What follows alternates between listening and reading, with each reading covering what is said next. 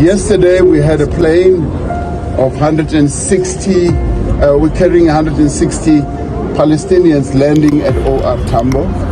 On November 13, 2025, two separate chartered flights carrying Palestinian refugees arrived at the OR Tambo airport in Johannesburg in South Africa. And these are people from Gaza who somehow mysteriously were put on a plane that passed by Nairobi and came here. The most widely reported group of 153 individuals, following a previous group of 176 Palestinians on two separate chartered flights, landed at the OR Tambo International Airport.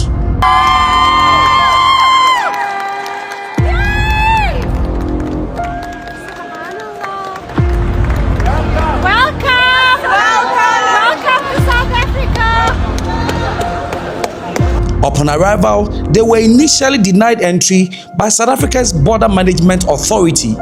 Now, the key reasons why these people were denied were because they had missing departure stamps. Now, they reportedly could not provide clear details on how long they intended to stay in South Africa and where they were even going to stay. Now, they also had lack of return ticket, which is a normal protocol in traveling to any country. They did not have return tickets and, a whole lot of things they did not have. But this border management agency is some counter-revolutionary force within our country. It's just unacceptable. How can we not allow people who are coming from a genocide to apply for asylum? Surely that is the most fundamental right, is when you're being genocided to have asylum. That must be your fundamental right. How is that okay?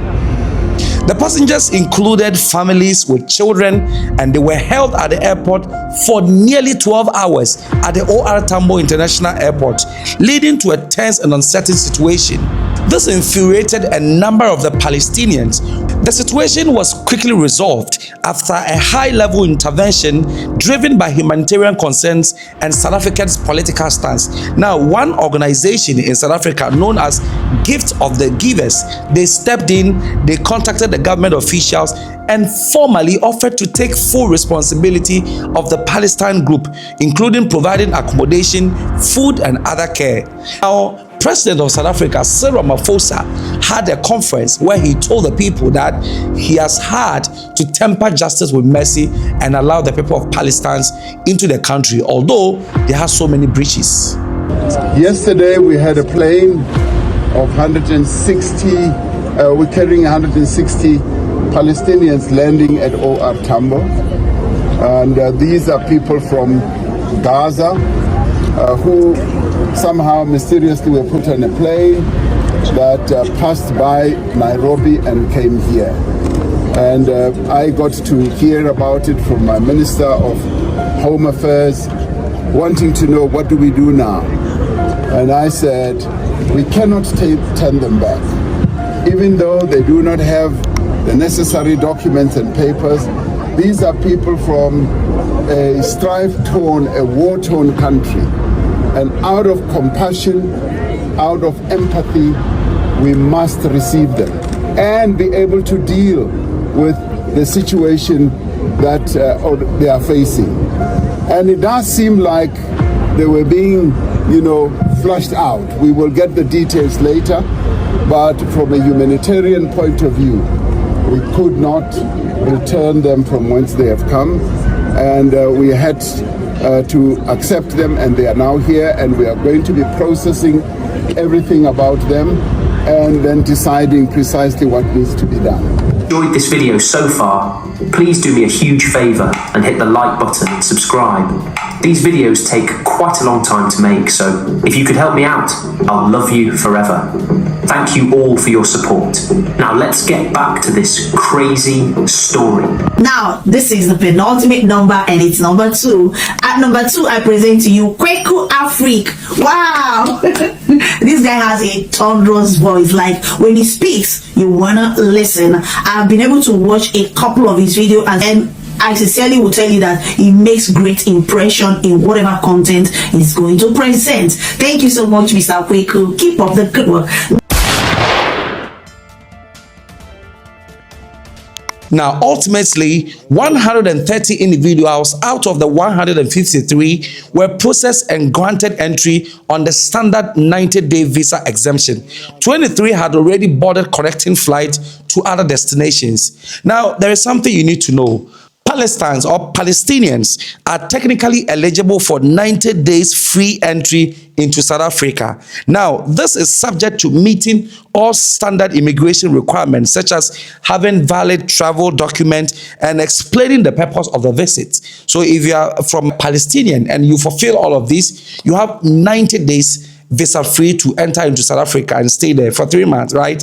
But that is not the only reason that Cyril Ramaphosa may have considered a decision in allowing them. Now, in December 2023, South Africa also filed a case at the International Court of Justice, ICJ, accusing Israel of genocide in its military operation in Gaza. Now, this action also legally and diplomatically positions South Africa as a primary global advocate for Palestine. And so, allowing Palestinians into South Africa was the right thing he did. And so, allowing these Palestinian refugees into South Africa was a step in the right direction, because the hands of Cyril Ramaphosa and South Africa is tied, because they've committed themselves by supporting them internationally and speaking against Israel on countless occasions. And this is one of the major reasons which may have accounted for Cyril Ramaphosa, President of South Africa, allowing them despite their irregularities and their papers. Now, as of the arrival, none of the individuals had formally applied for asylum, because they are currently in the country for their 90-day visa exemptions with their future status to be determined. And that is what is happening currently. But most South Africans are not very happy at all, because they feel that already they've been kicking foreigners out of South Africa, asking them to go fix their country.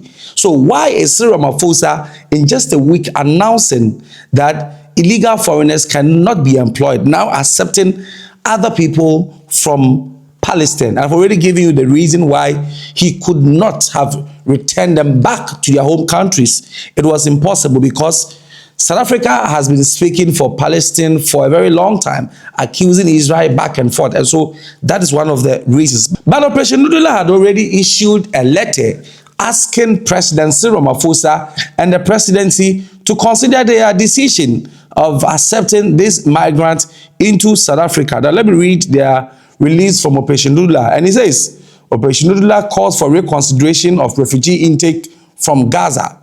Operation Dudula notes recent reports regarding 2 aircraft transporting Palestinian asylum seekers to South Africa. According to information in the public domain, these flights were not originally scheduled. An arrangement for their landing appeared to have been made by the relevant authorities only at the 11th hour. We calling on the South African government to withdraw its intention to accommodate 150 asylum-seeking individuals from Gaza, Palestinian. While we recognize and sympathize with the humanitarian crisis in Palestine, we maintain that South Africa cannot risk national security by hosting individuals whose identities and origins remain unverified. We urge Minister of Decor, Ronald Lamola, to enforce strict verification and screening processes, and to ensure that these asylum seekers are instead accommodated in neighboring Middle Eastern countries that openly support and sympathize with their situation. South Africa, you won't accept them, but they should go to another country. Hey, Operation Dudula, is that how you are? Operation Dudula, is that how you are? They go on and say that South Africa is currently hosting the G20 Leaders Summit, and introducing unverified asylum seekers at this time may cause discomfort to participating nations that pose unnecessarily security risk. Furthermore, we are increasingly concerned about the extent of influence that certain non-governmental organizations appear to exert over government decisions. Advocacy is a legitimate democratic right. However, it becomes problematic when external entities are perceived not only to lobby, but to directly state actions, particularly on matters as sensitive as immigration and border control. Gift of the givers should refrain from encouraging decisions that may compromise national security, and instead explore alternative arrangement outside South African borders. Operation Dudula will continue to monitor development closely and remains committed to advocating for lawful, transparent, and accountable border management in the best interest of South Africans. Operation Dudula remains committed to prioritize the safety, security, and concerns of South Africans. Issued by Operation Dudula Media Desk. And that's it. So Operation Dudula issued this disclaimer for the government to reconsider their decisions. So what do you also think? Do you think it was a step in the right direction for the president of South Africa accepting these Palestinians, or you think it is not safe? It is the worst decision to make. Leave your comment in the comment section, and don't forget to subscribe to the channel. It's a wrap for today.